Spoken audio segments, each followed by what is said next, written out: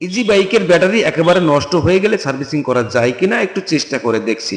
তো দেখতে পাচ্ছেন এখানে ইজি বাইকের 5টি ব্যাটারির ভিতরে একটি ব্যাটারি নষ্ট হয়ে গেছে, তো সেই ব্যাটারিটা সার্ভিসিং করার জন্য কিন্তু গাড়ি থেকে নামানো হচ্ছে। দেখতে পাচ্ছেন এখানে কিন্তু গাড়ি থেকে ব্যাটারিটা নামানো হয়েছে। এখন আমি চেষ্টা করব এই ব্যাটারিটা কোনো রকম সার্ভিসিং করে ঠিক করা যায় কিনা। তো আমি প্রথমে 6টা খোপ আছে, 6টা খোপের ভিতরে কোনো খোপ ভয়েল আছে কিনা বা সেল কাট আছে কিনা আমি সেটা চেক করতেছি। দেখতে পাচ্ছেন এখানে প্রত্যেকটা খোপের ভিতরে কিন্তু দেখা যাচ্ছে এই যে খোপটা, এখানে কিন্তু এই খোপ দিয়ে ধোঁয়া বের হচ্ছে। তো এই ধোঁয়া বের হলো খোপটা কিন্তু ডিসকানেক্ট করতে হবে। তো ডিসকানেক্ট অনেকে অনেক রকম ভাবে করে থাকেন, তো আমি একটু সংক্ষিপ্ত পদ্ধতি ব্যবহার করছি। উপরে দেখেন প্লাস্টিক কেটে নিলাম। প্লাস্টিক কেটে নেওয়ার পরে কিন্তু আমার কাজ আছে ভিতরে।